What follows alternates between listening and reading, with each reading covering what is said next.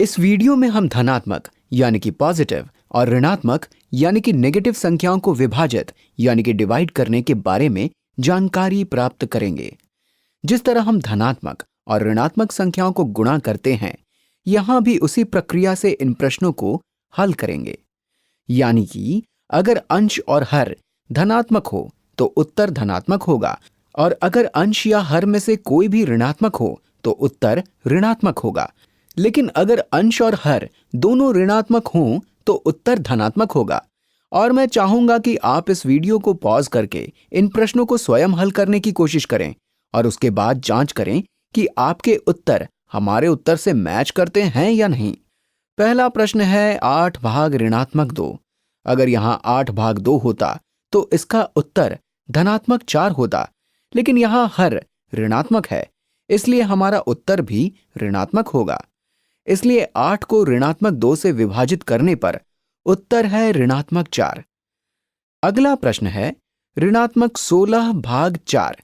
ध्यान दीजिए, अगर यहां धनात्मक 16 भाग धनात्मक 4 होता तो इसका उत्तर धनात्मक 4 होता, लेकिन यहां अंश की संख्या ऋणात्मक है, यानी कि अंश या हर में से एक संख्या ऋणात्मक है, इसलिए इसका उत्तर ऋणात्मक यानी कि नेगेटिव होगा। इसलिए इसका उत्तर है ऋणात्मक 4। अगली संख्या है ऋणात्मक 30 भाग ऋणात्मक 5। अगर यहां 30 भाग 5 होता तो इसका उत्तर धनात्मक 6 होता, लेकिन यहां अंश और हर दोनों ऋणात्मक यानी कि नेगेटिव हैं, इसलिए हमारा उत्तर धनात्मक 6 है। मैं यहां धनात्मक का चिन्ह लगा देता हूं, हालांकि हमें इस चिन्ह को लगाने की जरूरत नहीं है। जिस तरह दो ऋणात्मक संख्याओं को आपस में गुणा यानी कि मल्टीप्लाई करने पर उत्तर धनात्मक होता है, उसी तरह दो ऋणात्मक संख्याओं को विभाजित यानी कि डिवाइड करने पर भी उत्तर धनात्मक होता है। अगला प्रश्न है 18 भाग 2। यहां पर अंश और हर दोनों धनात्मक हैं, इसलिए उत्तर भी धनात्मक होगा। इसलिए इसका उत्तर है धनात्मक 9। और अब हम थोड़े कठिन प्रश्न हल कर लेते हैं। इन दोनों प्रश्नों में एक साथ गुणा और भाग किए गए हैं। तो सबसे पहले जिस तरह से लिखा है, हम अंश यानी कि न्यूमरेटर को गुणा करना चाहते हैं, और अगर आप इस डॉट के चिन्ह यानी कि सिंबल से परिचित नहीं हैं तो ये गुणा के चिन्ह को लिखने का दूसरा तरीका है। हम यहां गुणा का चिन्ह भी लगा सकते हैं, लेकिन इसे लगाने से कंफ्यूजन हो सकता है क्योंकि ये एक्स की तरह दिखाई देता है। इसलिए आमतौर पर गुणा को प्रदर्शित करने के लिए डॉट का प्रयोग करते हैं। तो यहां पर हमें अंश में ऋणात्मक 7 को 3 से गुणा करना है और गुणनफल यानी कि प्रोडक्ट को ऋणात्मक 1 से विभाजित यानी कि डिवाइड करना है। अगर यहां धनात्मक 7 गुणा धनात्मक 3 होता तो इनका गुणनफल होता धनात्मक 21, लेकिन इन दोनों संख्याओं में से एक संख्या ऋणात्मक है, इसलिए इनका गुणनफल ऋणात्मक 21 है। तो अब ये हो जाएगा ऋणात्मक 21 बटा ऋणात्मक 1, और अब यहां अंश और हर दोनों ऋणात्मक हैं, इसलिए उत्तर धनात्मक होगा, और इसलिए इसका उत्तर है धनात्मक 21।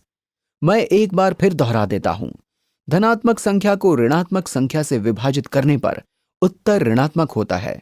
ऋणात्मक संख्या को धनात्मक संख्या से विभाजित करने पर उत्तर ऋणात्मक होता है। ऋणात्मक संख्या को ऋणात्मक संख्या से विभाजित करने पर उत्तर धनात्मक होता है, और धनात्मक संख्या को धनात्मक संख्या से विभाजित करने पर भी उत्तर धनात्मक होता है। अब हम इस अंतिम प्रश्न को हल कर लेते हैं। ऋणात्मक 2 गुणा ऋणात्मक 7 गुणा ऋणात्मक 1। ये थोड़ा रोचक प्रश्न है क्योंकि हमें यहां तीनों ऋणात्मक संख्याओं को गुणा करना है, जो हमने अभी तक नहीं किया है। हम पहले ऋणात्मक 2 और ऋणात्मक 7 को गुणा कर लेते हैं। ये दोनों ऋणात्मक संख्याएं हैं, इसलिए उत्तर धनात्मक होगा। तो इन दोनों को गुणा करने पर उत्तर है धनात्मक 14।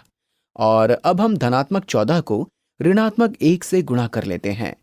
अब हम धनात्मक संख्या को ऋणात्मक संख्या से गुणा कर रहे हैं। इनमें से एक संख्या ऋणात्मक यानी कि नेगेटिव है, इसलिए उत्तर ऋणात्मक होगा। तो इसका उत्तर है ऋणात्मक 14। अब हम कुछ प्रश्न और कर लेते हैं जो आपको कुछ उलझन में डाल सकते हैं।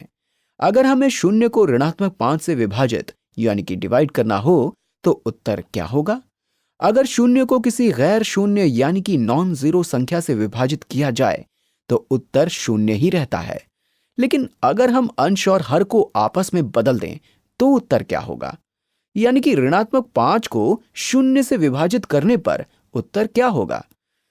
अगर किसी संख्या को शून्य से विभाजित किया जाए तो इसका उत्तर अपरिभाषित यानी कि अनडिफाइंड है, और इसी तरह अगर शून्य को शून्य से विभाजित किया जाए तो इसका उत्तर भी अभी तक अपरिभाषित ही है।